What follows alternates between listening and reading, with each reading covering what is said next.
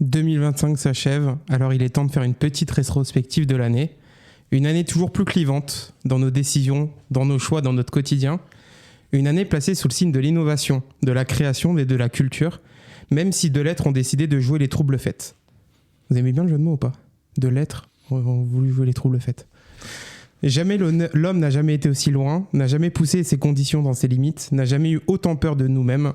2025 marque la fin de notre premier quart de siècle, notre premier quart de vie également, où presque la moitié a passé avec mes deux acolytes de podcast. Même si un grand blond a décidé de jouer au risque depuis le début de l'année 2026. Messieurs, bonjour. Bonjour Romain. Bonjour Romain. C'est mon premier monologue, c'était un peu dur. Quand t'as dit année clivante, j'ai cru que t'allais annoncer qui avait le CDI et tout. Moi c'est le grand blond, je l'aurais pas défini comme ça, mais pourquoi pas, on dirait qu'il est grand et lancé et tout, mais j'ai compris. Ouais, il est grand par la taille quand même, je crois. Il est pas techniquement roux ?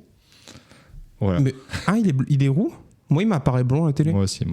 Ok, je sais pas, dans ma tête je le vois avec des cheveux orange. Il est peut-être blond vénitien ? Bonne année messieurs. Allez. Comme Tintin. Bonne année. Bonne année à tous. La santé avant tout. Messieurs, comment allez-vous ? Toujours les mêmes deux acolytes, Loïc et Cédric. Bonjour, ça va très bien. Écoute, désolé, j'étais totalement pris de court. Moi j'ai remarqué, c'est bien d'avoir pris deux chroniqueurs dont les prénoms riment. Je trouve ça fait un peu de musicalité, c'est cool. Ouais. C'est la seule et unique raison pour laquelle on est là. Je pense. Évidemment. Vous avez compris du coup le truc avec les deux lettres qui jouent les troubles fêtes ? IA, ça joue les troubles fêtes dans la culture, l'innovation et la création. Waouh. Mais après, si tu le mets sur papier et qu'on regarde après, peut-être ce sera plus simple à comprendre. Mais là, sur le coup, c'était difficile. C'était difficile pour moi. Ouais. Ok. Cédric a besoin de faire une analyse de texte, de surligner les rimes avec des couleurs et tout. Sinon ça... Très bien. Premier épisode de 2026. Premier épisode depuis quelques mois aussi. On a fait une petite pause. Donc, 2026, on va essayer de repartir sur le rythme qu'on avait avant, c'est-à-dire un épisode toutes les 2 semaines. On va pas faire genre c'est la saison 3, on est toujours dans la saison 2, parce que sinon on va faire des saisons qui durent 3 épisodes et ça va commencer à être très chiant. Donc, toujours la saison 2, épisode je sais plus combien. On est là pour parler de 2025, de ce qui s'est passé en 2025. Et tout de suite, transition.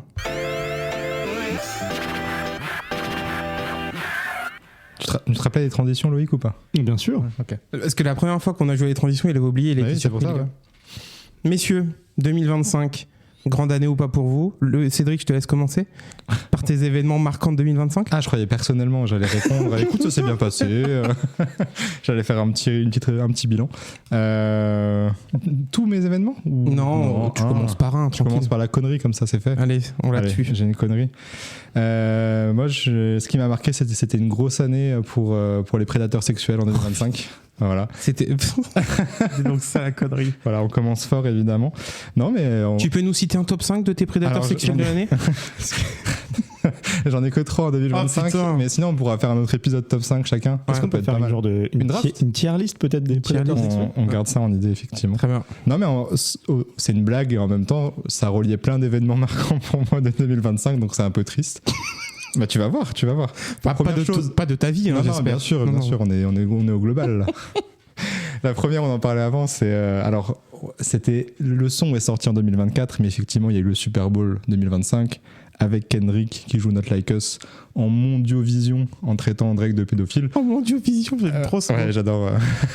Et du coup, pour moi c'est quand même un événement culturel ultra marquant et c'était fou. Bon après critique. C'est que de la musique. Réel ou pas, oui, c'est que de la musique, évidemment. Est-ce que c'est fondé ou pas, on n'est pas là pour juger de ça. Mais j'ai trouvé que c'était très, très impactant. Pour moi, en tout cas. Je ne sais pas à votre avis. Ah, c'est vrai que... On a regardé le Super Bowl ensemble avec Romain. Et c'est vrai que pendant le show... Tout le monde attendait le moment où il allait jouer le son, est-ce qu'il allait le faire ou pas. Il le fait à la fin et tout. Et puis au début, il l'avait teasé un peu. Il le teasait 2-3 fois en mode non. Oui, il y avait les premières notes qui arrivaient et tout. Ouais. Et le moment où DJ Mustard arrive et où il lance le son et vraiment le stade entier qui reprend le E minor là. Ah voilà, incroyable. Ça c'est fou. Donc voilà, c'était le premier. Après, il y en a d'autres, hein, évidemment. Alors pareil. L'affaire est sortie en 2024, mais la condamnation c'était en 2025. C'était évidemment notre Nicolas Sarkozy. Non, ça c'est dans les mentions honorables. Ça, notre ami P. Diddy, qui a été condamné en 2025. va peut-être pas rappeler son palmarès, mais c'est quand même plutôt gratiné aussi. Top de l'histoire, je pense. Franchement, c'est incroyable. Et surtout après, en fin d'année 2025, il y a eu le documentaire que je n'ai pas regardé, mais qui a l'air assez croustillant de 50 Cent, enfin produit par 50 Cent sur le sujet, où c'est le comment on peut dire ça, le rage baiter ultime, 50 Cent. J'ai vu plein de gens qui disaient je comprends pourquoi il s'est fait tirer dessus. Effectivement, c'est vraiment un relou. Le fait que 50 attende depuis genre 15 ou 20 ans. Depuis 15 ou 20 ans, il dit ouais, Didi il est chelou, Didi je l'aime pas, et là qu'il puisse savourer ce moment-là avec un docu, il doit être tellement heureux, et en vrai ça me fait plaisir pour lui. Il y avait une interview, juste c'était une anecdote où quelqu'un lui pose des questions sur le documentaire et il a un sourire en coin, mais tout le long il est insupportable. C'est-à-dire qu'il l'a enterré et en plus de ça il fait de l'argent sur son dos. Effectivement, et je sais pas si vous avez vu cette anecdote, mais il a même choisi la chaîne exprès parce que c'est une des seules chaînes qui passe en prison. Incroyable. Pour que ça passe en prison et qu'ils puissent le voir. Ça, c'est trop fort. Et du coup, on va pas revenir trop dans le détail là-dessus, mais il y avait des révélations incroyables. Déjà, P. Diddy, un rappeur de merde, apparemment. Il y a plein de gens se foutaient de sa gueule, tous ces top liners, mais c'est... Globalement, un rappeur de merde tout court, non? Ah oui, mais sauf que c'était pas aussi évident avant. Il y a un mec qui écrivait ses paroles pour lui, qui se fout littéralement de sa gueule dans le documentaire en disant cette phrase-là, il l'a fait 20 fois avant de la réussir. Enfin, et le fait qu'il ait fait payer Biggie pour son propre enterrement, ça c'est aussi la cerise sur le gâteau. Voilà. Donc voilà, et après le dernier, mais c'est pareil, ancien, mais on a eu des nouveaux rebondissements en 2025, c'est évidemment Jeffrey Epstein. On a eu j'allais dire des cold cases, des révélations supplémentaires. Bon, on n'a pas eu tout en entier, on se demande bien pourquoi. Tu veux dire les documents classifiés tout ça. En noir là? Exactement. Où tu le donnes à ChatGPT, il peut tout déchiffrer, c'est ça, non? Ah, ça je sais pas. T'as pas vu ça? T'as pas vu ça? J'ai vu les documents en noir où en fait ils l'ont ouvert sous Word et puis tu sais ils ont pris le texte et ils ont mis surligné en noir et en fait ils peuvent lire à travers. Ça j'avais pas vu. Non mais alors la blague sur Word je sais pas, mais en tout cas si le faire l'IA a réussi à déchiffrer pas mal de pages de ce qu'il y avait écrit dedans. Ça j'avais pas vu. Je crois que c'est enfin je sais pas exactement comment ça marche, mais je crois que c'est un truc réellement genre le décoder entre guillemets genre sur Word ou un truc comme ça, et c'était vraiment genre le syndrome de l'incompétence gouvernementale. Genre, c'était vraiment très drôle. Mais l'affaire Epstein, c'est vraiment le cadeau qui continue de donner. C'est plus haut que P. Diddy encore. C'est top 1 pour l'instant. Mais aussi parce qu'il y a le politique qui rentre dedans. P. Diddy, c'est le people plus que le politique. Là, Epstein, c'est quand même un peu plus le... Ça touche tellement de monde. Ouais, et puis ça touche des sphères où, tu sais, les gens ont envie que ces gens-là tombent, tu vois. Enfin, on révèle que les grands de ce monde sont bizarres, quoi. Quand ça tombe sur le prince Andrew ou je sais pas qui, là, des gens où tu disais, mais quel peut être le rapport? Pourquoi le mec est lié à ça? Et en fait, c'est via je sais pas, des intermédiaires chinois étranges pour des affaires d'enlèvement. Et puis après, il y a ces histoires de documents soi-disant classifiés qui sortent. Et genre vraiment, tous les mois, il y a un nouveau truc lié à l'affaire Epstein, mais qui vient genre à droite, à gauche, et on se régale. On se régale. Ouais, donc c'était un peu le fil rouge, alors des affaires sordides, mais qui nous ont quand même fourni une usine à même régulière. Et pas mal de content. On a bien rigolé quand même. Tout à fait. Voilà. Merci. Ça commence fort. Hein. Loïc. Ça commence très bien. Jamais je peux être au niveau de top 3 des prédateurs sexuels. Je suis vraiment désolé. Écoutez, moi j'ai envie de vous parler de cinéma pour commencer.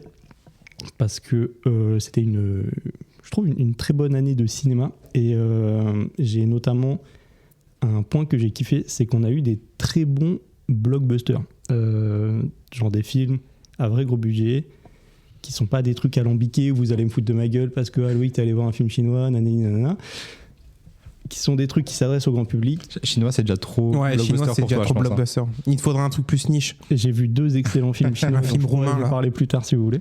Un film. Un film norvégien. La scène tchétchène en ce moment, elle est. Pardon, t'as coupé. C'est vraiment mal poli. Vous êtes catastrophique. Je disais donc des très bons blockbusters, et je vais prendre 2 exemples. Il y a Sinners qui était sorti en début d'année, et Une bataille après l'autre qui est sorti en 3e trimestre, je crois. Que j'ai pas encore vu, qu'il faut que je regarde. Je conseille, il est excellent. J'ai l'impression que grosso modo le monde entier l'a mis en top 1 de ses films préférés l'an dernier. A raison d'ailleurs. Et du coup, c'est 2 fois le même cas, donc des studios qui acceptent de donner un vrai budget de blockbuster et des moyens de blockbuster à des cinéastes généralement un peu plus films d'auteur.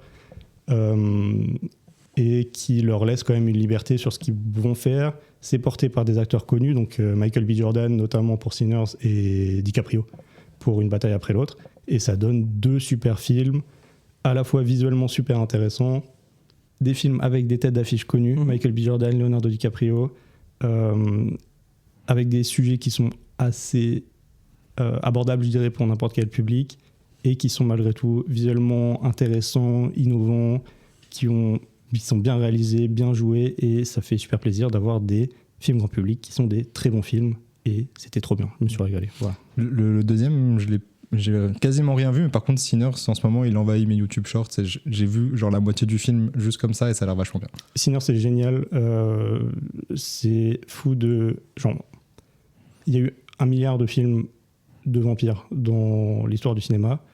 C'est dingue de réussir à refaire un film de vampire qui soit innovant. La bande son est géniale, c'est Ludwig Göransson qui a fait celle de Oppenheimer, si je dis pas de bêtises. Trop fort, et genre c'est trop cool. Il y a une scène absolument incroyable, inoubliable au milieu du film. Voilà, il est trop bien. Et Une bataille après l'autre, pareil, il y a une excellente scène de poursuite en voiture, je pense, qui a marqué beaucoup de monde et qui est une des meilleures que j'ai vues, moi perso. Vraiment super impressionnant. Donc voilà. Cinéma, moi j'ai beaucoup apprécié F1 cette année. Ok. Mais pas tant pour le scénario, parce que bon, voilà quoi. Pour le vroom quoi. Moi je trouve les plus belles scènes, les plus belles images, je trouve au cinéma, c'est des voitures qui vont vite et des images qui sont où t'arrives vraiment à avoir ce sentiment de vitesse dedans, tu vois. Et je trouve qu'il y a pas mal de scènes dans ce film où t'es vraiment scotché par c'est trop stylé alors que les voitures bougent pas du tout en fait. Dans la réalité, c'est vraiment que des écrans autour qui font cette impression de vitesse quand c'est tourné en tout cas. Et je trouvais ce sentiment-là très très fort. Et sinon, autre film blockbuster que j'ai beaucoup aimé, moi, Thunderbolts. Aussi très différent de ce que fait Marvel d'habitude. Et j'avais beaucoup kiffé. Et j'en profite juste pour caler mon film préféré de l'année, du coup, comme ça après j'arrête avec le cinéma. Et là, pour le coup, vous allez pouvoir vous moquer de moi. C'est un film qui s'appelle Sirat. Je crois que c'est espagnol, franco-espagnol. Ça parle d'un papa avec son fils qui vont dans le désert entre le Maroc et la Mauritanie pour chercher la sœur du petit, donc la fille du papa, qui a disparu, et il la cherche dans des rave parties qui sont organisées dans le désert. Et c'est un espèce... Genre, il y a de la techno tout le long, ça te met dans une ambiance chelou. Ça a des vibes un peu de Mad Max, parce qu'après, ils sont genre en voiture dans le désert. Attention quand même, trigger warning, il y a des moments vraiment pas agréables à voir, mais c'est un bête de film. C'est le truc qui m'a le plus marqué cette année, c'est ça, quoi. J'allais faire une blague, j'allais dire, on voit Pidi d'ailleurs, hein, il est figurant. Hein. Voilà, blague de trop. Voilà, blague de trop. Le running guy qui commence très très mal. Oh, le dérapage. J'enchaîne ? Vas-y. Très bien. Je pense qu'on parlera un petit peu sport après. Je commence par, moi aussi, ma petite blague. En événement culturel de l'année, il y a 2 événements marquants pour moi en événement culturel. On a un nouveau pape. C'est cette année qu'on a un nouveau pape. Et surtout, rendez-nous les joyaux de la couronne. On n'a toujours pas retrouvé les joyaux, d'ailleurs. On n'a toujours pas trouvé les joyaux. Et ça, c'est fou.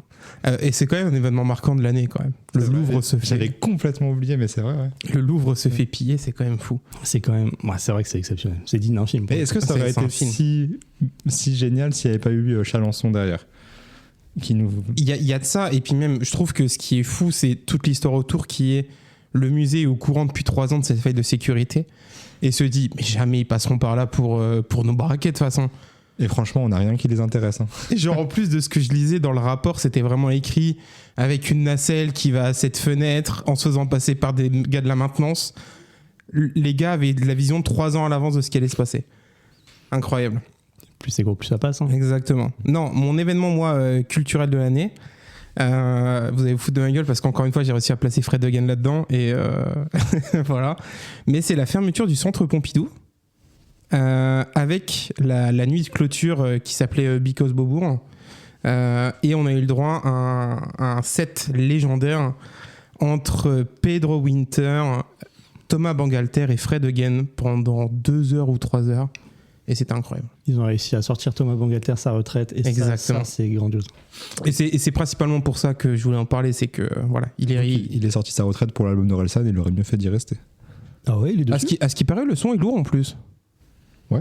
Bah j'ai pas écouté l'album. Mais j'ai écouté tout d'une fois et j'ai trouvé tout nul, donc je peux pas te dire si c'était bien fait. Mais non, ça fait plaisir de le revoir mixer. En vrai, sans casque, sans rien, c'était cool. En plus, il revient, il commence par Contact en premier son d'ouverture. Ça y est, il m'a eu. C'est la première fois qu'il jouait Contact en live, puisque ils ont pas joué Random Access Memories en live, tout simplement. Voilà. Et donc ça c'est mon année, ça c'est l'un des événements culturels de l'année que j'ai trouvé qui était hyper cool.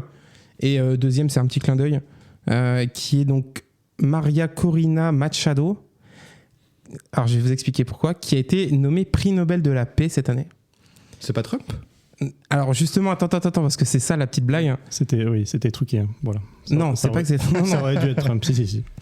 Elle a été prix Nobel de la paix pour son combat pour les droits démocratiques au Venezuela. Ouais, il me semblait qu'il y avait un truc comme ça. Donc je trouvais l'écho à l'actualité assez cocasse. Est-ce que vous pensez si Macron avait eu le prix Nobel de la paix, Trump serait venu en France au lieu d'aller au Venezuela du coup ? Est-ce que c'est vraiment une histoire d'égo ? Non, il faudrait pas que ce soit Macron. Il faudrait que ce soit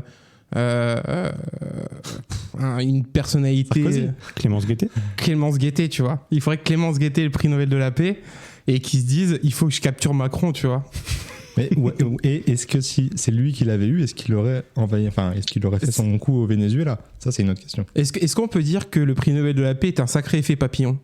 Est-ce que du coup le comité, je sais pas comment ça s'appelle, le comité du prix Nobel, les gens qui décident sont responsables ?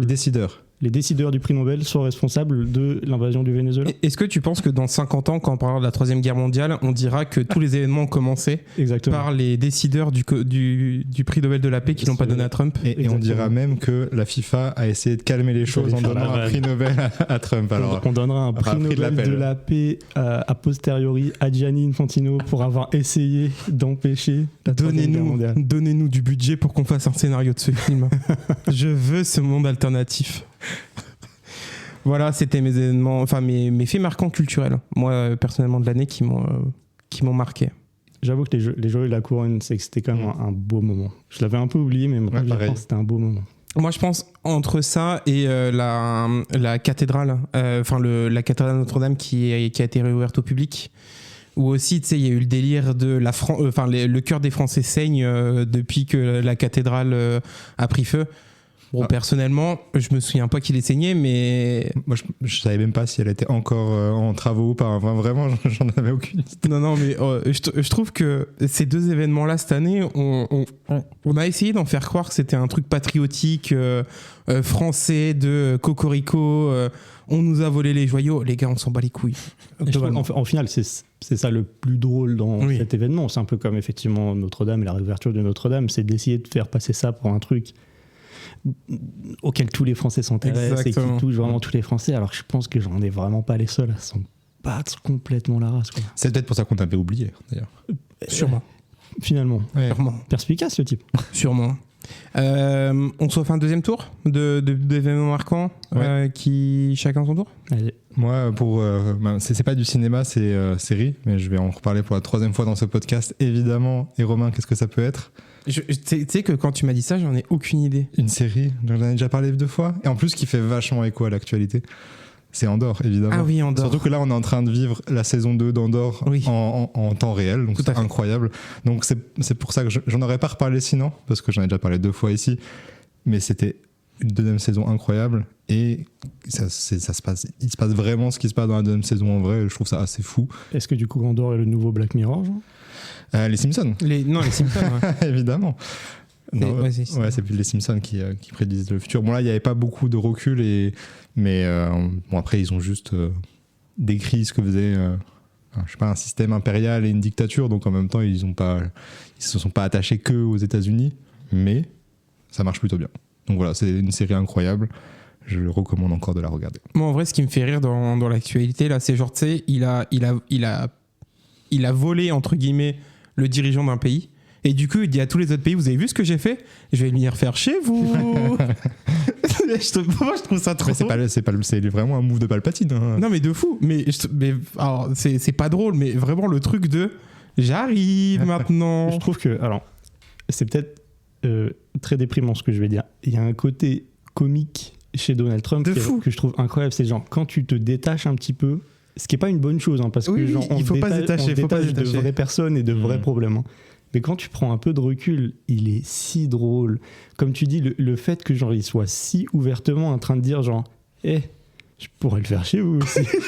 Et la Colombie, j'aime bien. Le Groenland, c'est pas mal. Genre, comment ça genre, c'est pareil. Le lendemain de l'arrestation de Maduro, il a dit genre. Non, mais ouais, on va mettre les entreprises pétrolières. Ouais, c'est pour ça qu'on fait ça. Genre, tu sais, il ne cache pas du tout. Genre. Et je trouve quelque part, c'est si drôle. Genre. Non, mais genre là, j'ai vu sur Twitter, il y a la Maison Blanche qui a posté un truc genre, c'est notre continent. Genre avec le drapeau des États-Unis sur tout le continent américain. Les gouvernements américains, c'est des edgelords. Genre, vraiment, ils sont là pour faire des mèmes. C'est pour ça que je parlais de risque au début. Genre, vraiment, le gars joue à risque. Et le truc pour moi le plus représentatif que j'avais complètement oublié jusqu'à maintenant, est-ce que vous avez vu les plaques dans la Maison Blanche qu'il a modifié? En gros, dans la Maison Blanche, tu as un genre de couloir avec les portraits de tous les anciens présidents, avec une plaque qui explique le parcours. Et il a tout changé. Il les a tous changés et sur Biden, par exemple, ça dit qu'il est sénile. Mais c'est un truc. Et la sienne, évidemment, c'est le sauveur de l'humanité. Et ça, en vrai, c'est catastrophique, mais c'est tellement drôle quand tu prends du recul et que tu te détaches du truc. C'est un gamin quoi, qui a écrit ça. Ça fait penser aux embrouilles entre les supporters de la Lazio et la Roma là, en Italie, où genre. Pareil, alors, pas drôle du tout en vrai, mais dans la forme, je trouve ça drôle. Ils partagent le même stade, donc ils partagent le même virage, et ils sont du coup là une semaine sur deux en tant qu'à domicile. Et après les matchs, genre les supporters de la Lazio laissent des stickers avec genre Anne Frank avec un maillot de la Roma, en mode c'est une insulte parce que Anne Frank supporte la Roma, tu vois. Et les supporters de la Roma font genre grosso modo la même chose la semaine d'après, où ils sont là en genre c'est nous les plus antisémites, non c'est nous, non c'est nous. Et genre, c'est comme ça qu'ils se tapent l'un sur l'autre. Et pareil, c'est qu'on en rigole humainement catastrophique, mais quand tu prends du recul, je trouve ça si drôle sur la forme. Genre. C'est pour ça qu'on en rigole, sinon on est foutu. Tout à fait. Mais ouais, du coup, en base de tout ça, effectivement. On va pas revenir dessus, on en a déjà beaucoup parlé, mais même si vous n'aimez pas Star Wars, on s'en fout, allez regarder, on s'en fiche de. Petit hors-série sur Andorre un jour? Pardon? Petit hors-série sur Andorre? Ouais, après j'ai l'impression qu'on l'a déjà. 3 heures de débrief. Faudrait que Loïc regarde d'abord. Effectivement. Est-ce qu'il y a des séries qui t'ont marqué toi Romain sur cette année, des trucs dont t'as envie de parler? Moi j'en ai aussi, c'est pour ça. Moi j'ai découvert The Foundation cette année. Ok. Donc grosse. Moi j'ai vraiment adoré toute la série. Il y a certains acteurs, dont le frère au jour, que j'ai trouvé extraordinaire. Mais j'aime bien le concept c'est les mêmes acteurs, mais qui jouent des versions d'eux-mêmes. Parce que, pour expliquer rapidement, je sais plus si je l'avais expliqué ce que c'était. Mais en gros, c'est une dictature. Et pour garder toujours les mêmes dictateurs. De quoi? Non? C'est des empereurs dictateurs, enfin bref. Non, ouais. En gros, ils ont cloné des versions d'eux-mêmes à 3 moments différents pour qu'à chaque fois, l'empereur qui est dans la 30-quarantaine et son frère à l'aurore, donc qu'il éduque pour prendre sa place un jour. Et après, il y a le frère de la nuit, donc le plus âgé, qui lui va mourir après, et donc il a déjà gouverné pendant tout ce temps-là. Et donc ça veut dire que pendant toutes les saisons, c'est toujours les mêmes acteurs, mais par contre, ils jouent des variants d'eux-mêmes. Donc il y en a un, une fois, il prend de la drogue, l'autre fois, en fait, il est ultra sérieux et il tue la moitié de l'univers. Et je trouve que c'est hyper intéressant dans le jeu d'acteur.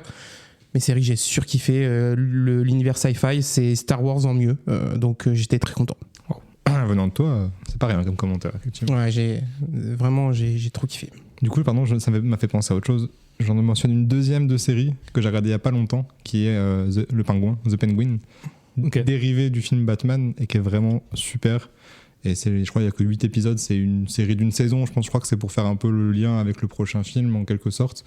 Et c'est vraiment trop bien, parce que c'est un peu l'univers mafia et en même temps Batman, et les acteurs sont parce que d'ailleurs géniaux. Le prochain film, c'est Batman et le Pingouin, je crois. D'ailleurs, je crois, mais je me demande s'il n'y a pas le Joker aussi, puisqu'il a été introduit à la fin du dernier film un petit peu. Bon, c'est vrai. On n'y est pas encore, je crois que c'est 2027. Ouais, la deuxième série que je voulais évoquer, mais qui n'est pas encore finie, c'est Stranger Things, donc la dernière saison. Du coup, on attend l'épisode 9. Non, on attend l'épisode 9. J'ai pas regardé, il me reste un épisode TZO. Ok, mais on peut pas en parler. On peut pas en parler, et de toute façon, moi, vu qu'on n'a pas encore vu l'épisode 9, vaut mieux qu'on attende.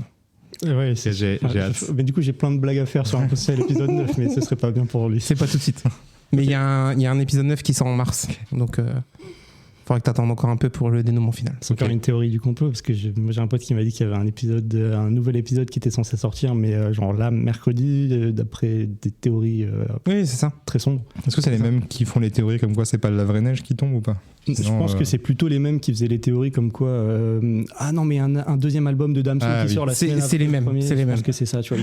Ils lisent entre les lignes. Genre les pépés manga. Mais en même temps, genre Damso a terminé son album par intro, donc c'est forcément l'intro de l'album suivant. Enfin. Évidemment. Donc toi niveau série, parce que j'ai rigolé sur Stranger Things, mais est-ce que tu as une série? Il y a plusieurs séries que j'ai bien kiffé cette année. Je crois que j'en ai déjà parlé, mais Severance, c'était exceptionnel. Je crois que ça a commencé en fin 2024, mais que ça a fini en 2025. Où il y a une saison qui est sortie cette année, donc c'est peut-être de la triche. Je m'en fous. On dira que tu la regardes en 2025. Ouais, voilà. Ça parle c'est un peu dans un délire sci-fi aussi d'ailleurs. Ça parle de personnes qui scindent leur personne en deux. Une personne qui travaillerait tout le temps et une personne qui du coup ne travaille pas. Mais les deux personnalités ne se croisent jamais du coup. Et de tous les problèmes qui peuvent découler de ça. Visuellement, c'est absolument exceptionnel. Tous les acteurs sont bons. Le scénario est cool. T'es vraiment pris du début à la fin. C'est un petit peu mindfuck, faut se concentrer quand même, mais vraiment très très très bien. Une petite critique du capitalisme comme on aime bien de temps en temps. Et non, voilà, c'est mon top. J'ai bien aimé aussi The Bear. Il y a une nouvelle saison de The Bear qui est sortie cette année. C'est une série que j'adore. Je ne sais pas pourquoi ça marche aussi bien sur moi. Genre, je pense pas que la série soit si bien que ça en vrai. Mais il y a tout pour que ça marche pas sur toi. C'est-à-dire que la série du même mainstream, tout le monde en parle. Voilà, c'est tout. Point. je déteste le personnage que vous m'inventez là. Mais t'aimais bien la saison 1 parce que c'était un peu underground, mais ça m'étonne que t'aimes la dernière saison puisque tout le monde en parle, quoi. Ça n'a littéralement jamais été underground, je crois. Genre. Oui, c'est vrai que les acteurs sont pas non plus des acteurs non connus, quoi, effectivement. Laisse-moi dans mon histoire, Jeremy Allen White était genre dans le top acteur avant la saison 1, je crois. Laissez-moi dans mon délire. Bref, je ne sais pas pourquoi ça marche aussi bien sur moi, mais ça marche. À chaque fois, ça me tire les larmes à chaque fin d'épisode. Je les trouve tous trop adorables et genre les personnages sont tellement bien écrits que tu peux t'accrocher à des parties de chacun d'entre eux. C'est trop bien. C'est toujours si cool visuellement. J'aime toujours le truc où le créateur laisse d'autres personnes réaliser certains épisodes et où du coup tu peux avoir un épisode qui ne ressemble pas du tout à celui d'avant et malgré tout ça reste cohérent. C'est très bien. Moi je vois pourquoi ça te plaît et, enfin, à toi et pour moi c'est vraiment bien. Enfin c'est pas que subjectif, objectivement. Effectivement les personnages sont ultra poussés sans même prendre trop de temps pour les présenter. Tu vois, il fait passer des choses sans expliquer machin il est comme ça parce que. On n'a pas besoin de rajouter des scènes de 3 minutes où les gens marchent pour qu'ils discutent, comme dans Stranger Things, tu veux dire? Pardon. Oula. Bref. Allez. Prenez ça, les Duffer Brothers. Allez. Et une dernière dont j'ai envie de parler, ça s'appelle Task. Ça, pour le coup, c'est vraiment sorti cette année. C'est une petite série de 7 épisodes, je crois. C'est fait par HBO. C'est un truc vraiment très classique des agents du FBI qui essaient d'attraper un braqueur et il y a un gang de motards impliqués. Genre vraiment, c'est des mécaniques assez classiques. Mais tout est bien fait, c'est très bien joué. Il y a l'ami Mark Ruffalo dedans en plus, qui est toujours très bon. Et voilà, une série très simple, efficace.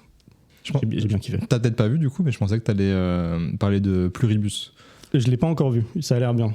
Pour le coup, trop mainstream. Ouais, c'est le mec qui fait Breaking Bad, laisse tomber. Mais j'adore. Trop mainstream. J'adore. Non, en plus, ça a pas l'air très mainstream. Ça a l'air un peu compliqué comme truc. C'est vraiment genre le mec de Breaking Bad fait Severance, donc évidemment que ça m'intéresse. Ouais, tu vois, j'ai pas du tout regardé ni l'une ni l'autre, mais pour moi, ça a la même vibe. Genre, j'ai pas encore vu Pluribus, mais effectivement, ça a l'air d'avoir la même vibe, donc oui, je vais bien le regarder, mais je l'ai pas vu encore. Mais là, tout le monde en parle trop, c'est pour ça. Faut attendre que les gens en parlent plus. Ça se tasse. Exactement. Qu'est-ce qu'il est chiant. Quand je vais faire le point musique, tu vas encore te foutre de ma gueule. On fait... ça fait déjà 30 minutes, messieurs, qu'on est là. Donc, on met pas la pression, on a le temps.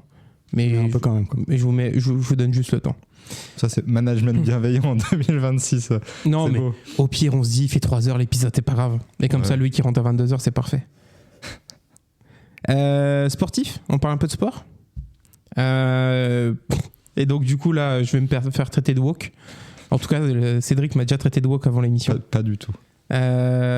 Événement marquant de l'année, pour moi, Tour de France féminin. C'est la première fois que j'ai regardé le Tour de France toute la semaine. Qu'est-ce qu'il y a ? T'as regardé aussi ? Mais oui, mais c'est juste, ça me fait rire que genre d'imaginer quelqu'un te traiter de wokiste juste parce que c'est le Tour de France. Parce qu'en plus, c'est le Tour de France. C'est la même chose, quoi. C'est des femmes qui font du vélo, mais l'activité... Non, mais dis-nous où tu vas aller. Je veux dire, quand tu regardes une table du Tour de France féminin ou du Tour de France masculin, j'imagine que c'est la même chose. Sûrement avec des parcours différents, etc. Ou des stratégies différentes, etc. Oui, mais du coup, le principe est le même. Donc, c'était une blague évidemment que je faisais au début. Il n'y a pas de raison que ce soit woke. Enfin, c'est la même chose. Oui, tu te rattrapes. J'aime bien comment tu te justifies. Ça me fait plaisir. Non, Tour de France, je trouve de fou. Du coup, avec la victoire de Pauline Ferrand-Prévot, mais aussi les 2 victoires d'étape de Maëva Skiban. Et qu'est-ce qu'on a vibré sur ces 2 étapes où on se disait, elle va jamais au bout. Donc la première fois elle y va, le lendemain on voit qu'elle sort, on est en mode jamais elle fait le doublé, tu vois, et elle fait le doublé. Et Pauline qui termine. Je crois que les 4 dernières étapes c'est 2 Maëva Skiban et 2 Pauline Ferrand-Prévot, je crois. Je crois pas qu'elle gagne la dernière. Ah, peut-être pas, ouais. Je crois que sur la dernière elle se marque un peu toutes et elle gagne pas. Bref, on s'en fout. Mais dans tous les cas. C'était quand ? C'était après le Tour de France. C'était la semaine juste après le Tour de France masculin. C'était aussi en été. Ouais. Et du coup c'était sur une semaine. Ils augmentent la durée au fur et à mesure pour voir un peu comment les sportives prennent le pli de ces durées-là. Une semaine là, avec la densité qu'on avait en termes de niveau, c'était trop bien parce que c'était cool. T'avais l'impression que toutes les étapes valaient beaucoup, quoi. Ouais, mais j'ai surtout l'impression que si tu mets 2-3 jours en plus, je trouve quand même que à la dernière étape, on voyait qu'on était limite quand même en termes d'habitude à fournir des efforts sur plus que 7 jours. Ouais, après tu pourrais. Il faut juste que tu travailles ta course différemment. Du coup, pardon, moi je suis néophyte, mais c'était le premier ? Alors, non, en fait, le Tour de France féminin existe depuis très longtemps, mais là, c'est une nouvelle formule. Okay, en fait, il existait depuis très longtemps. Il a été arrêté aussi pendant un moment. Ça a été relancé depuis 2 ans, 2-3 ans. J'aurais dit 3-4, mais pas très longtemps, en gros, notamment par Marion Rousse, qui est la directrice du Tour de France féminin. Et bien aidé aussi par France TV qui pousse le truc, qui le diffuse de la même façon que si c'était le Tour de France Homme. Et j'ai l'impression que ça prend bien. Il y avait du monde qui allait les voir. Je pense qu'ils ont fait des bonnes audiences et c'était vraiment cool. Même le parcours était sympa parce que c'est un truc qu'ils font très peu. En fait, ils sont allés d'ouest en est. Et c'est un truc qui se fait pas du coup dans le Tour de France masculin. Donc ça a permis aussi d'avoir un scénario différent, des étapes différentes. Et non, moi j'ai pris plus de plaisir forcément parce que quand tu vois le Tour de France masculin cette année, qui était un peu chiant, le Tour de France féminin était très très cool à regarder. Aussi parce que c'est 2 Françaises qui ont vraiment fait le show pendant tout le tour, mais trop stylé. Un point sportif marquant, Cédric ? Ou t'en avais d'autres ? Pas du tout. En fait, le deuxième que je lâche vite fait. Le deuxième, j'aurais eu le même que Romain, mais j'ai pas voulu le mettre parce que j'ai pas regardé. Mais objectivement, c'est marquant, mais Romain va nous en parler. Ah, je voulais pas parler de celui-là, je voulais te le laisser. Ah bah, je vais en parler alors. Moi, n'hésitez surtout pas à dire de quoi vous parlez. Moi, je voulais parler du RC Lens. On parle en énigme ici. Vous trouverez dans les commentaires de quoi on parle. Je voulais parler du RC Lens, qui est RC Lens champion d'automne. Ça veut pas dire grand-chose, mais... Surtout quand c'est en fin décembre. Quand c'est en... Oui, mais ils ont joué en automne. Oui, non, mais je sais. Si je peux me permettre. Ouais. On l'a déjà vécu, cette histoire. On en a déjà parlé, je crois, en plus. 2 saisons consécutives sur Football Manager. C'est vrai. Mais bon. C'est vrai. Mais quand c'est moi le coach, c'est moins fun, je crois. Bref. Je pense. Non, mais champion d'automne, c'est trop bien, en plus, pour un club comme ça, que tout fonctionne bien, club historique qui a des fans de fou. Moi, je suis très très heureux parce que forcément, c'est mon club de cœur. Mais qu'est-ce qu'est le champion d'automne, Romain, pour les auditeurs qui ne connaissent pas ? C'est le club qui termine premier de Ligue 1 à l'issue de la fin des matchs allés.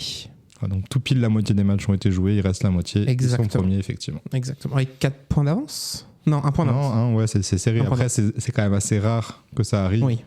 D'habitude, c'est. Et en même temps, on va me dire, ils jouent qu'un match par semaine et tout ça. Mais bon, l'année dernière, il y a des clubs qui jouaient qu'un seul match par semaine et qui n'ont pas fait aussi bien. Donc voilà, et Flotov. Voilà. Flotov avec le bandeau. Je m'arrêterai là. C'est surtout c'est ton club, c'est ta région. Oui. C'est un coach issu de la grande académie. Exactement. Et un numéro 10. Je peux me permettre de le rappeler là, devant les auditeurs, qui m'a coaché quand même, je tiens à le rappeler. Mais c'est sûrement de là que lui vient... Enfin bref. Évidemment. Et avec Florian Thauvin, idole marseillaise dans l'effectif, effectivement, ça nous rassemble, quoi. Et Hudson-Edouard, le tireur fou. Ça nous rassemble aussi, ça nous rassemble. Non, mais ça, pour moi, c'est quelque chose qui m'a marqué clairement ce début de saison du RC Lens au niveau de la Ligue 1.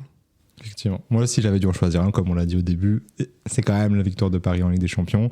Même si je ne regarde plus de foot, même si ça me fait chier de le dire, c'est quand même un sacré événement. Et le football business a gagné, c'est ça ? A gagné, oui, il a déjà gagné depuis un petit moment, mais là, effectivement, il a bien gagné. Mais voilà, c'était quand même... c'est un vrai événement. Bon, il était au bout de 15 ans, il était temps qu'il la gagne, après quelques milliards dépensés, mais maintenant ils l'ont fait. Bravo à eux. L'année où ils ont l'effectif qui coûte le moins cher. C'est ça. Et un bisou à Kylian, évidemment. Non.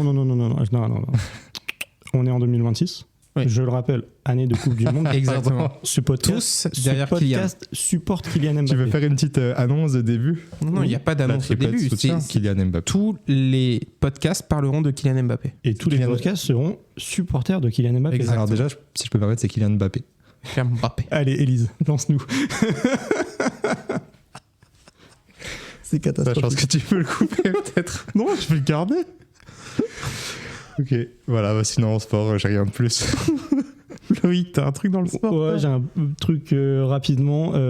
Les playoffs NBA ont été absolument exceptionnels. Moi, j'avais peur au début de ces playoffs. Je n'ai pas envie de rentrer trop dans le détail, d'être trop dans la niche. Parce qu'on a déjà parlé un peu de sport US il n'y a pas longtemps. Et les 3 points, du coup, ils ont eu un impact pendant ces playoffs ? On va te faire voir. Moi, j'avais peur que ce soit très dominé par Oklahoma City, qui avait l'air d'être la tête et les épaules au-dessus de tout le monde. Ça n'a pas vraiment été le cas. Ils ont eu une série difficile contre Denver qui était absolument exceptionnelle. Avant ça, il y avait eu les Clippers contre Denver qui était déjà une très bonne série.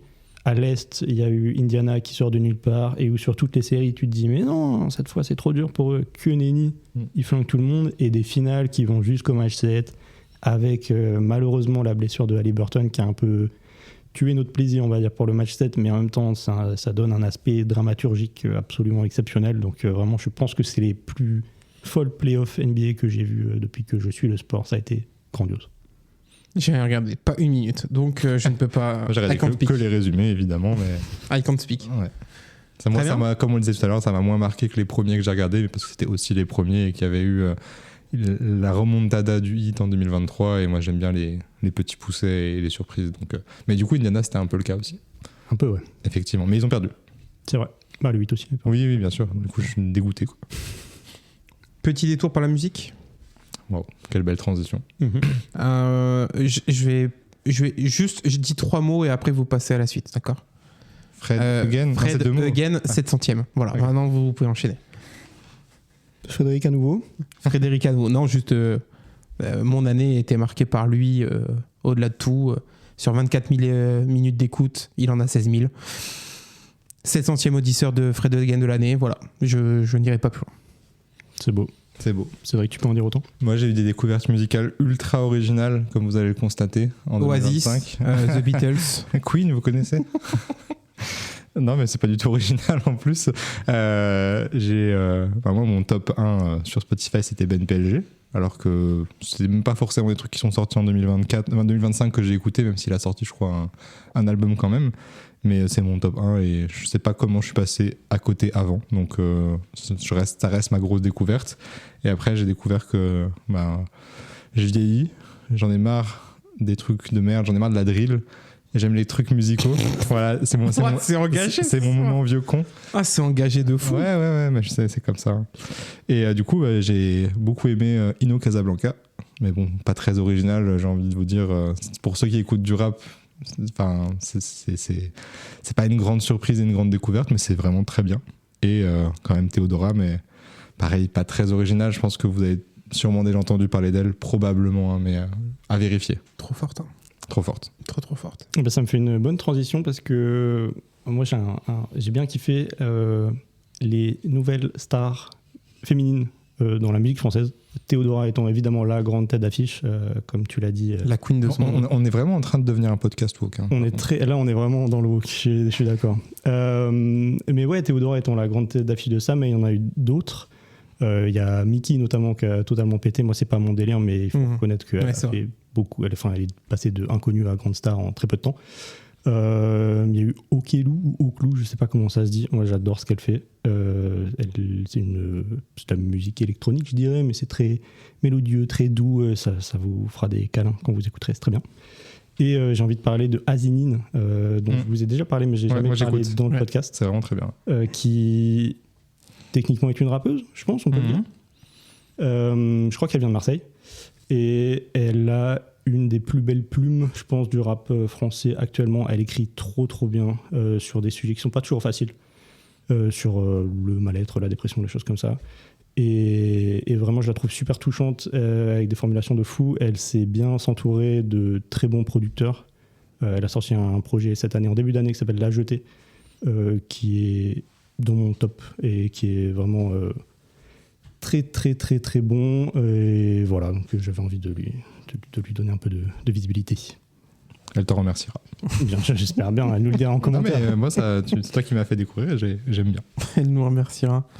Qu'elle n'hésite pas à commenter d'ailleurs. Messieurs, est-ce que vous avez un événement marquant de 2025 à rajouter ? Oui, bien évidemment, le journal d'un prisonnier de Nicolas Sarkozy, que je n'ai à mon grand désespoir, pas reçu à Noël. Mais c'est pas grave, j'essaierai de le trouver dans une brocante. C'est vrai, on vous fera une lecture intégrale du roman dans un hors-série. Du roman, carrément. Dans un hors-série. Ce sera pour le premier épisode sur notre Patreon, d'ailleurs. Si vous voulez vous abonner à notre Patreon, pour 10 €, vous avez le droit à la lecture du journal d'un prisonnier. Non, mais c'est objectivement un événement marquant de 2025, c'est toute cette histoire, et c'est comme on dit au début, on s'en détache, on rigole, mais c'est catastrophique. Et à chaque fois qu'il y a une phrase qui nous fait rire, on boit un shooter. Oh là là là, on fera en plusieurs épisodes. On va pas tenir le chapitre 1. En premier lieu, c'était quand même... je suis désolé, mais Nicolas Sarkozy en prison, pour moi, c'est un événement joyeux de 2025. C'est un vrai bon moment. On a dit qu'on parlait pas de géopolitique. C'est politique. Oui, bon, on a parlé d'Andorre, de Donald Trump, du Venezuela, donc bon... C'est vrai. Bref. Je vous propose qu'on termine cet épisode avec 10 petites questions, un petit quiz. Oh, c'est le petit jeu. C'est le petit jeu, petit quiz. Compteur à 0, messieurs, recommence en 2026, nouvelle année, nouveau... Ça tombe bien, parce que personne ne se rappelle du compteur. Non, c'est clair. Pas du tout. 0-0, on dira. Allez. Donc, 10 petites questions, 5 sur le sport, 5 de culture. Je sais qu'on m'a beaucoup dit que les quiz étaient difficiles par le passé. Donc, j'ai fait un quiz plus simple. Oui, ok. Moi, j'aime bien quand c'est difficile. Donc, il y a des questions, ça va être de la rapidité. Hein. D'accord ? Comment on dit notre prénom ? On dit notre prénom. Non, moi, je suis là pour... moi, je vais jouer, je vais l'éclater. C'est la bagarre. Très bien, vous dites votre prénom pour... Ouais, ah non, ça va, votre prénom dure aussi longtemps l'un l'autre. Cédric, Loïc. Loïc un peu plus court. Lève la main et Romain, tu diras qui est le gagnant. Très bien. Très bien. Première question. Ça va aller très très vite. Quel cycliste a remporté, Cédric? Du coup, j'espère qu'il n'y a pas de piège, mais c'est Pogacar. C'est Pogacar, yes. Tout à fait. Alors que j'ai pas regardé une seule étape. Je pensais qu'il y avait un piège. Ouais, j'ai pré-shot, j'ai fait comme Emilien. Et la loi des deux. Hein. Si c'est pas la théorie des 1, la théorie des deux. Ouais. Quel cycliste a remporté son 4e Tour de France en juillet 2025? Tadej Pogacar. Tadej Pogacar. Dopé ou pas? Forcément. Non, je sais pas. Juste chiant en fait. Juste trop fort malheureusement. Juste trop fort. Juste au-dessus de tout le monde et c'est chiant. Je me suis fait chier dans ce Tour de France. Hein. Il fallait chercher les enjeux ailleurs que sur qui allait gagner le Tour, quoi. C'est ça. Très dommage, effectivement, quand c'est le principe du truc, quoi. Non, mais il y a quand même des bons trucs. Ouais, bien sûr. La dernière étape dans Paris, là, c'était vraiment un super truc. Ouais. Et au final, c'est pas lui qui la gagne, mais c'est vrai que. Mais le fait qu'il ait attaqué, qu'il ait joué et tout, la dernière étape, c'était cool, je trouve. Ouais, d'ailleurs, je trouve que certes, le Tour de France a été chiant, mais je tiens quand même à dire que c'est pas de sa faute. Non, et pour le coup, il a vraiment essayé d'avoir le panache jusqu'au bout. Et s'il pouvait toutes les gagner, il les gagnait toutes. Et un peu désolé pour les autres s'il est au-dessus, tu vois, mais genre c'est pas de sa faute si c'est chiant. Ouais, clairement. Et surtout, ce que je trouve chiant maintenant, c'est que les équipes veulent plus jouer contre lui. C'est là où... Elle joue la deuxième place, et maintenant ça joue la deuxième place, et ça joue pas la première, et c'est chiant. Exactement mon point, ouais. Deuxième question. Qui a remporté la finale masculine de Roland-Garros 2025 ? Alors, c'est pour moi, je l'ai pas mis dans mes... Parce que j'avais les questions. Bien sûr. Oui. C'est Alcaraz, non ? C'est Alcaraz. Hein. J'hésitais entre les deux, moi. Et tu vois, et juste avant, je me suis dit, putain, on n'a pas parlé de tennis. Eh ben, je l'ai pas fait parce que je savais qu'il y aurait dans les questions. Ouais, moi, j'aurais pensé à, comment elle s'appelle, Boisson.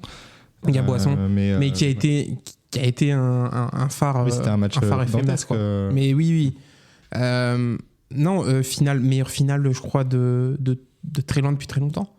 Match en 5-7, Alcaraz qui perd 2-0 et qui revient 3-2. Je crois que c'est ça, ouais. Finale de fou. Ouais. Finale de fou. Qui éclipse un peu le fait que le reste du tournoi était chiant parce Exactement. que pour le coup, même chose que le Tour de France, les Ils deux sont trop forts. Ouais.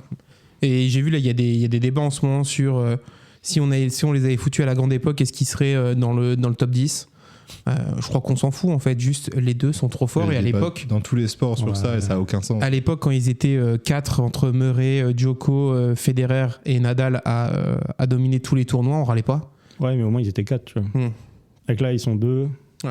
Et ils éteignent tout. Moi, je suis pas un expert tennis, mais quand ils étaient 4, est-ce que ils ont dominé les 4 en même temps? Ils ont quand même une période. Il y avait une période, c'était ils ont tous leur prime en même temps. C'était Federer, Nadal, et après Djokovic a repris un peu, mais il y avait quand même pas un suspense. Le fait d'en avoir 4, ça te permettait d'avoir des matchs intéressants dès les quarts, demi, de pas avoir tout le temps les mêmes. Là, si je dis pas de bêtises, les 4 grands chelems sont sur la même finale. Ouais, et puis surtout, ils avaient chacun leur spécialité. T'avais vraiment Nadal qui était imprenable à Roland, et battre Nadal à Roland, c'était trop bien.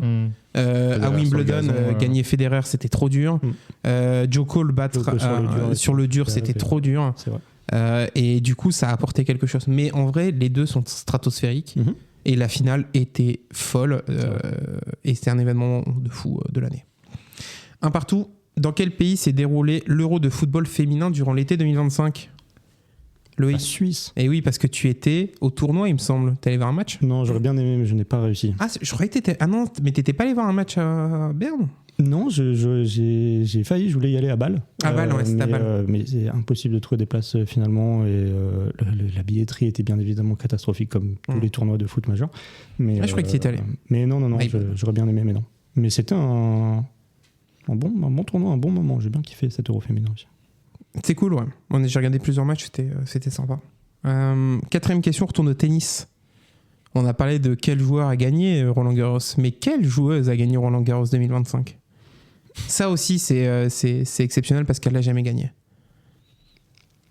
Je sais pas, moi je connais. C'est pas Sabalenka ? Non, elle a perdu en finale. Elle perd en finale. Ouais. Contre qui ? Son prénom, ça, c'est presque le nom d'un parfum. J'essaie de faire ce que je veux. 1 million. Tu vois, moi j'allais dire Chaparenka, mais je pense que j'ai inventé le nom et que c'était Sabalenka. Donc c'est Coco Gauff. Oui, ok. J'avais oublié cette partie-là. Et moi, j'aime beaucoup la sportive qu'elle est, même si elle est encore très très jeune. Je crois qu'elle a 20 ou 21 ans, truc du genre. Je crois que c'est ça. Et c'est bien parce que elle gagne son premier Roland et c'est un terrain qu'elle aime bien, donc très très content. Pour le coup, je pense que dans le tennis féminin, il y a plus de chances d'avoir une grosse génération de genre 4-5 joueuses dominantes en même temps. Parce que Coco Gauff, comme tu le dis, elle a que 20 ou 21. Ouais. Il y a une jeune russe aussi dont j'ai oublié le nom, qui a genre 17 ans et qui est déjà très forte. Il y a une autre américaine qui est plutôt forte, qui est très... Bref, il y a plusieurs jeunes joueuses. Et à l'inverse, on a eu une période très difficile dans le tennis féminin où il n'y avait pas vraiment de grosses joueuses qui ressortaient du lot. Et c'est bien que là, si on commence à avoir une domination de 3, 4, 5 personnes qui permet de tirer un peu le sport vers le haut. C'est vrai que là, il y a eu 3 ans où c'était Iga Swiatek et personne d'autre. Ouais, donc c'est cool d'avoir une nouvelle génération, quoi. Exactement. Donc 2-1, on reste sur 2-1 et on va parler de handball. Quel pays a accueilli le championnat du monde de handball masculin ? S'il y a bien un sport qui ne m'intéresse pas. Je sais pas. Championnat du monde ? Ouais. En fait, c'est 3 pays qui l'ont organisé. Bah oui, non, mais ok. Mais vous en dites un, je m'en fous, un des 3. La Pologne. Non. C'est des pays plus au nord. Ah bah, la Norvège. Ouais, c'est la Norvège. Norvège, Suède, Danemark ? Non, Norvège, Danemark et Croatie. Quoi okay. Ouais, en plus, parmi les meilleures nations de hand, pour le coup, je m'y connais un petit peu plus. Bon, j'ai pas regardé, hein. C'est vrai que je vais pas vous mentir, mais ils sont très bons. Ouais. Mais effectivement, ouais. Ok. Bon, bah. Voilà. Ça fait donc 2-1, on reste sur 2-1 ? Non, 2 partout. Après, Norvège, Danemark, Croatie, c'est quand même toujours plus logique que. C'est quoi, Maroc et la Coupe du Monde non, c'est Canada, États-Unis, Mexique, mais il n'y a pas un match au Maroc ? Non, c'est Canada, États-Unis, Mexique cette année. Non, c'est juste les États-Unis, hein, les gars. Non, c'est juste que c'est les États-Unis étendus. Pardon, oui. mais je crois qu'il y a des matchs au Maroc. Faudra qu'on vérifie ça. La prochaine fait Espagne-Portugal-Maroc. Oui, c'est ça, c'est la prochaine. On vérifiera, mais je te jure que j'ai une idée d'un truc comme ça. Impossible. On regardera. Impossible. Mais enfin, vous nous direz dans les commentaires. Wow. Dans tous les cas, Croatie, ça n'a aucun sens. C'est genre à l'opposé de l'Europe. Oui, mais c'est toujours. Écoutez. 6e question, ça fait 2 partout du coup. Là, on passe dans la partie culture. On en parlait tout à l'heure, donc c'est pas. On est tous les deux cons, ça marchera pas. Quel monument historique a officiellement rouvert ses portes à Paris en 2025 ? Bien sûr, on a parlé, Notre-Dame. Exactement, la cathédrale Notre-Dame. Un grand moment. Grand moment. Mon cœur a arrêté de saigner. Mon cœur a arrêté de saigner. Ça fait 3-2. Question film d'animation. Disney un petit peu ou pas du tout ? Non. Ouais, ça va. Après 2025, je sais pas si j'ai trop. Okay. Quel film d'animation Disney, dont l'héroïne vogue sur l'océan, a été un immense succès au début de 2025 ? C'est Vaiana 2. C'est Vaiana 2, tout à fait. Oui, j'avais oublié l'existence de ce film. Il est pas génial. Enfin, ouais, j'ai pas trouvé. Il est pas fou. Ouais, il est pas fou. Voilà. Mais beaucoup d'entrées. Pour un bonus film d'animation, Arco, qui est sorti cette année, était exceptionnel. Voilà. Je ne l'ai pas vu, mais que des bons retours dessus. Cocorico, film d'animation français, il est trop bien. Et d'ailleurs, tu l'as pas vu, il y a une scène dans le gouffre de Padirac, où on est allé incroyable. Ensemble. C'est un film d'animation, c'est pas vraiment dedans, mais c'est inspiré du gouffre de Padirac, et vraiment, ça m'a fait kiffer. Voilà. Vous êtes dedans ou pas ? Malheureusement pas. Je pense qu'ils ont tourné au mauvais moment. Le lendemain. Il n'était pas là pour dessiner. On n'était plus au fond du trou à ce moment-là. Allez, 8e question, ça fait 3 partout. Quel célèbre groupe de rock britannique s'est Cédric ? Oasis ? Tout à fait. Tout à l'heure en plus. Je l'ai lâché tout à l'heure. C'est toi, non ? J'ai dit Oasis tout à l'heure. Je l'ai fait exprès. Je glissais des petites réponses comme ça dans le... Ça, c'est quand même. Alors, moi, je connais pas très bien Oasis, mais du coup, ça a permis de ressortir le moment de leur séparation, qui avait quand même l'air d'être un moment incroyable aussi, en plein concert, où il arrive et il dit bon, bah, en gros, ils viendront pas, ils se sont mis sur la gueule, quoi. Ouais. J'avais jamais vu cette scène et j'ai trouvé ça trop bien. Voilà. Ils ont quand même une sacrée histoire, tous les deux. Ouais. C'est genre. On en a sûrement trop parlé cette année, enfin, genre, un peu une overdose d'Oasis, mais l'histoire du groupe est quand même assez folle, quoi. Les frères Gallagher. Qui connaît plus qu'une chanson d'Oasis ? Pas moi. Allez. Au moins 3 en vrai. Moi, peut-être, mais je sais pas que c'est eux alors. Ouais, ok. Enfin, on verra. 4-3 pour toi ? Pour Cédric. Dans quel pays et quelle ville s'est tenue l'exposition universelle 2025 ? Dubaï. En fait, normalement, genre, on devrait se dire l'exposition universelle, tout le monde est au courant, etc. Je savais pas que ça existait encore. Moi, je savais où c'était, j'ai vu des images et tout. C'était pas en Italie ? Non, pas du tout. C'est vraiment à l'opposé de où on est, quoi. C'est sur une île. Sur une île qui est la 3e plus grande puissance économique du monde. Ah, parce que j'allais dire Vanuatu par rapport à mon maillot, tu vois, mais je pense pas que ce soit ça. Le Japon ? Le Japon. C'était à Osaka, au Japon. Est-ce que vous êtes déjà allé à une exposition universelle ? Pas du tout. Non.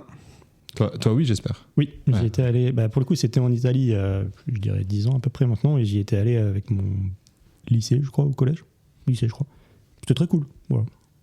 Plein de petits pavillons. Il y a quoi ? Il y a des stands. C'est des pavillons. Ouais, chaque pays a un pavillon, et ils essayent de faire un joli pavillon architecturalement, et du coup, ça fait comme des petits monuments, et à l'intérieur, ils exposent les fiertés de leur pays. Tu vois. Donc, des fois, c'est culinaire, des fois, c'est de la technologie, des fois, c'est des trucs. Il y en a qui font des trucs un peu plus artistiques. Ouais, c'est ça. Mais l'idée, c'est pas comme avant d'avoir le truc qui va. C'est plus là un endroit où tous les pays peuvent venir montrer ce qu'ils font. Donc, on aura le journal d'un prisonnier en 2026 dans le nôtre. J'espère. Alors, c'est pas tous les ans, il me semble. C'est tous les. Je sais pas, 4 ans peut-être. 4 ans, ouais, comme la Coupe du Monde, je pense. Ça va être un truc comme ça. 4-3 toujours. Oh, la dernière question va soit mettre une égalité, soit va confirmer. T'as pas dit qu'il y avait 10 questions ? Si, mais vous avez raté 2 questions. Ah, pardon. Celle-là, ouais, après celle-là, moi je l'aurais mis 0,5, j'avoue. Mais... Et 0,5. Il a trouvé Tokyo, il a trouvé le Japon, mais parce que tu l'as aidé, c'est vrai. Ok, on met 0,5. Comme ça, la dernière question décide de qui a gagné. T'as vu ? Comment c'est sympa. Donc ça fait 4 à 3,5. Bah non. Attends. Si. Ok. C'était soit match nul, soit Loïc gagne, soit Cédric gagnait. Là, en mettant le demi, c'est soit tu gagnes de 0,5, soit il gagne d'1,5. Mais je croyais que on était à 4-2. Non, 4-3. 4-3. Oui, mais on était à 4-3 après que j'ai répondu Japon, non ? Ouais, je sais pas, bref. Non, on était 4-3 avant le Japon. Ok.